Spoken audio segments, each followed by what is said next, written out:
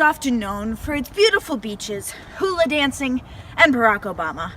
However, there's so much more. Hawaii has a fascinating culture, all its own, with a unique and interesting history. Let's take a look.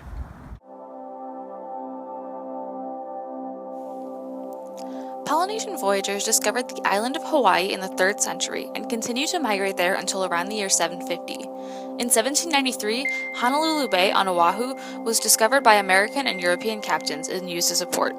This was just the beginning of Western culture's diffusion to the Hawaiian Islands. In 1820, the very first missionaries arrived on the island. They were supported by King Kamehameha III, who helped institute many Western customs. Hawaii became a territory of the U.S. in 1900 and became the 50th state in 1959.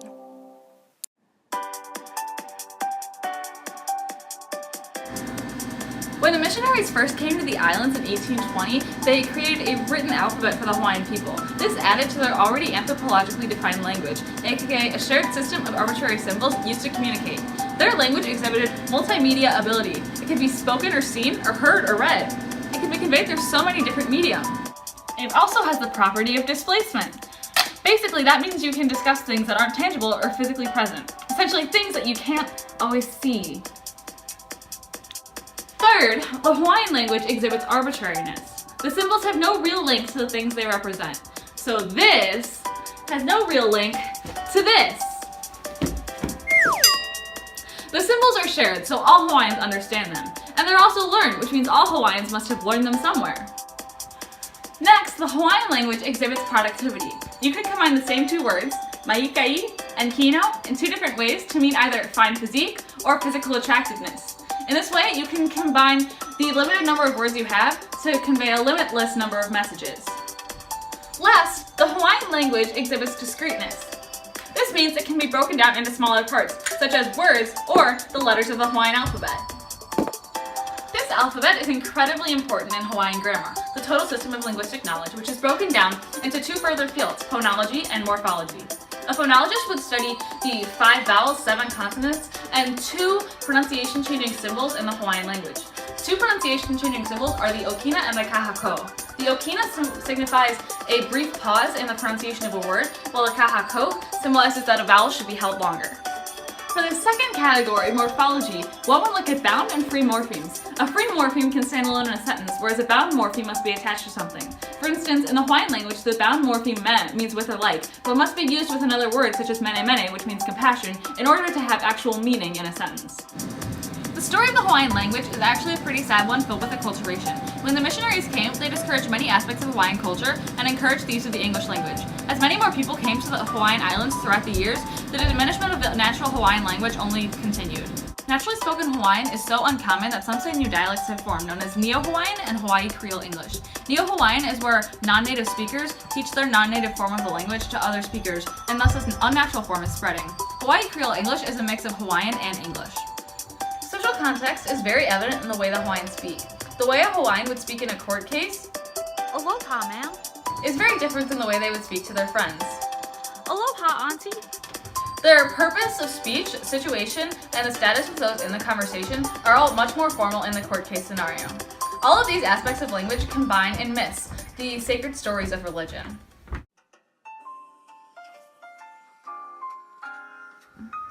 Oh, hello there! Hawaii's religion is a little hard to explain, mostly because it doesn't have a name. Their polytheistic religion revolves largely around nature. They believe that everything in nature has their own individual god. This has led them to have over 400 deities. Now they have to be specific when they say, oh my god. Being as it is a religion, it has 3 main functions it needs to fulfill: intellectual, psychological, and social. The intellectual part is easily satisfied through Keawe, one of the main gods in the religion. He explains where the sun, the sky, and the Hawaiian people came from. The myth states that Keawe took an orange disc and threw it into the blue canopy of the sky to act as the sun. This provides answers to the phenomena that people can't explain or say. As for the psychological aspects of religion, the Hawaiian people are able to find solace in their gods. For example, a simple fisherman is worried about whether or not he will catch enough to support his family for that day. He prays to his god of fish and asks for provision. After doing so, he finds comfort in knowing that his God will take care of him. Finally, the Hawaiian religion is a very social one. There are temples, or heiaus, that are made for communal worship, many public ceremonies for things like birth and adulthood, and they have group activities like canoe building. These factors have continued to create the religion that the Hawaiians follow today. More, there are concepts of religion that have continued to be shown in modern Hawaiian society. There is a vast display of sacred objects and ideas in the Hawaiian culture, including circles, rainbows, fishhooks, and flowers. The symbol of the circle represents the endless immortality of the circle of life. Also, the specifically Hawaiian sacred item is the fishhook of Macau. It represents the deep connection and understanding of the ocean. The social aspect is seen through the communal worship that is a part of everyday lives for the traditional Hawaiians. Similar to the caste system, the kahunas or the priests are on top and devote their lives to the religion. The chiefs are second in line as they lead based on the society's will and religion to lead their way. The religion and the obligations that come with it will be placing each person in their society. Then moral, the feeling of obligation to the religion. The idea of tapu shows and represents the concept of the obligation to follow rules involving sacred items. Tapu is the act of denoting something as sacred, and there are rules that regulate how these objects are dealt with. This incorporates both social and sacred aspects of the religion. Moving to the cults of the religion. The kahunas are the priests of the Hawaiian religion. The word kahuna is derived from the word kahu, which means caretaker. Also huna, which means secret. So together, a kahuna was a keeper or caretaker of secret or sacred knowledge. These kahunas are the basis of religious leaders that are either full-time or part-time. Both are labeled as kahunas. This makes the religion a variety of cults, individual through ecclesiastical, as every individual Hawaiian can pray by themselves or find and seek knowledge through a kahuna. As Hawaiian religion may seem like the basic polytheistic religion, it has such a great impact on the culture. In fact, the term mana that we all use in our anthropological ethnography papers came from the Hawaiian religion itself, directly translating to English as power. All these concepts of culture are tied and lived through the religion of the Hawaiians. Marriage. What a concept. Did you know that marriage is the socially approved sexual and economic union between at least one man and one woman? Who am I kidding? You're all in this class. You all obviously knew that. Anyways, some of the interesting forms of marriage that the Hawaiians have are exogamy, which they call intermarriage, and a form of polyandry called rotating polyandry. The functions of marriage are enculturation of the young, division of labor, sexual rights and obligations, and establishing relations. The Hawaiian marriage satisfies the enculturation of the young function of marriage in many ways. With monogamous marriage, the parents can teach their own kids the jobs they will be doing when they are older and in a marriage of their own. With only one man and one woman in the marriage, it is easier for each parent to pass down their own worldview without any conflict of interest that is included with polygamy. The second function of marriage is division of labor. Men and women have always been separated in Hawaii, and we are kept from doing and even eating the same things. Women did not have as much freedom as men. They stayed home with the kids and for the most part made clothes for them to sell and to give to the higher classes. The theory that men are stronger than women is one of the reasons for men doing the harder labor. Women also had to stay with their kids if they were nursing. Women weren't allowed to eat certain kinds of food because they had been deemed sacred to the male gods. So women weren't allowed to eat certain kinds of bananas, certain kinds of fish, or pork. How depressing. The third function of marriage is establishing relations. There was arranged marriage in Hawaii, so when the parents of a boy and the parents of a girl decided they wanted their kids to be married, they began to prepare them for marriage. There was also bride price and dowry, which were given in the form of gifts. This helped to show that the kids were suitable for each other. And the last function of marriage is sexual rights and obligations. One common thing that the Hawaiians did a part of this function was wife swapping. This was done by both men that were commoners and of royalty. When they did this, they played sexual games such as spin the bottle. There was also a religious ceremony that was for the purpose of cleansing the body and giving purification. However, most Hawaiians used this as a chance to have group sex in the ocean at night. The Hawaiians had the value that when you marry one person, you should stay with that person for your entire life. However, that apparently did not carry through with sexual partners. The Hawaiians have huge rates of exogamous marriage, or as they call it, intermarriage. This is one of the biggest factors for the Hawaiian culture diffusing. There are not many Native Hawaiians that marry other Native Hawaiians because there are so little left. This is making the problem even worse. Everyone knows about Ohana from Lilo and Stitch, but its importance in Hawaiian culture is immeasurable. Family is defined as a social and economic unit consisting of at least one parent and one child. But it's so much more than that to Hawaiian culture. Family is one of the most important values in Hawaiian society and is prominent in several Hawaiian practices. It's clear in the practice of hanai, which is taking someone into your family simply because everyone deserves to have a family. This is a very acceptable practice in their culture and actually has no legal regulation. In old Hawaiian culture, extended families were very common.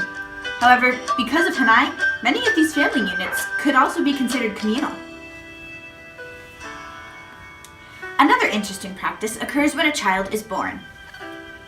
The grandparents of the child actually have more right to it than the parents do. After the child's born, it's presented to the grandparents, female children to the wife's parents, and male children to the husband's parents, and then receives a blessing. Even after this ritual, grandparents are still a very important part in their grandchildren's lives. Clan-like lifestyles in Hawaii were not that uncommon either. And it's said that in old Hawaiian culture, people shared virtually everything. With this attitude, the division of life's labor was easy. Establishing relations within a family is another one of family's crucial functions. Like all people, a Hawaiian can choose who is in their kindred. They specifically refer to those in their generation of kindred as brothers and sisters, and those in the previous generation as mother or father. Mom, dad, sister, brother, just one big happy family.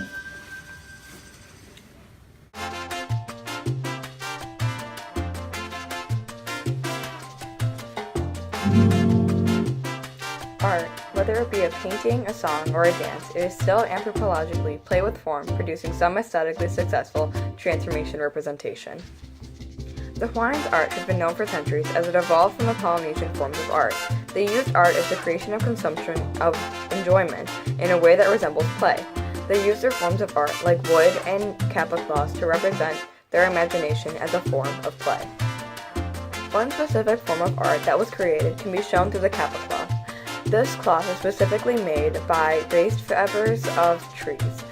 The designs that are shown on the kapa are usually strong and bold chevron patterns or sharp linear repeated patterns. The aesthetic that these kapa cloths are supposed to represent is the strength and power behind the people making them. This form of art was used for practical reasons, but also as a representation of their culture and their gods. The transformation representation was shown when these kapa cloths were used as a specific form of art for the Hawaiians, but when the Westerners started exploring the Hawaiian Islands, they did not understand the importance of this cloth. Referring to art variation, the Hawaiian expression is plentiful. In their visual art, one can see in the previously mentioned kapa cloth that there is a symmetrical and repeated pattern throughout the cloth, with designs like chevrons and triangles. According to Fisher's ideas about visual art, these patterns are a representation of an egalitarian society, or a society where equality is displayed. Going on to musical art, the Hawaiians have had many ways to create their own music. Because they had such influence from the outside world, they have a large variety of different forms of music. They have hymns that come from the Christian religion, but they are sung in the words of the Hawaiian language. Hawaiian music is also sung in different ways. The songs that are sung in the form of a chant lead to Lomax's theory about a stratified society. Now, as said before, the visual art that was created by Hawaiians showed an egalitarian society, but the music shows a stratified society. This is because of the cultural integration that happened between the Hawaiians and the Westerners. Moving to the development of child rearing affecting the music relating to Ayer's theories. The Hawaiian music specifically includes a falsetto voice in their songs. This pitch is believed to represent the woman in society. This also relates to Ayer's theories that a song that requires and uses a large tonal range in group singing is caused by how the children were brought up in the society. The large tonal range is because they were exposed to painful stimuli before the age of 2, and singing as a group, as in chanting, is because the children were taught to be compliant. These theories are what led Hawaiian society to the way it is held and how it is represented in their art. Folklore is the last form of art that includes the theories of Alan Dundes and Clyde Kluckhohn. The first thing to know about Hawaiian folklore is that it's not the common type of stories that you would hear when you were a little kid, where it was written down and read to you by an adult. But these stories were only listened to and remembered through memory and passed down through the centuries. As Kluckhohn stated in his universal themes, that through each culture's folklore, it is mostly apparent in the Hawaiian folklore through the themes of love of their land, humor, tragedy, and a heroic character that represents their culture. With over 400 deities, the Hawaiians have many folklores that take form of urban legends that have preserved their culture for. These arts are metaphors for something larger than the physical form in front of the person. Throughout every culture, art represents an importance that is used to understand differences and similarities between each one. So that's Hawaiian culture for you folks, and that's all we've got. So goodbye, or should I say, aloha. Melikilikimaka is a thing to say on a bright Hawaiian Christmas.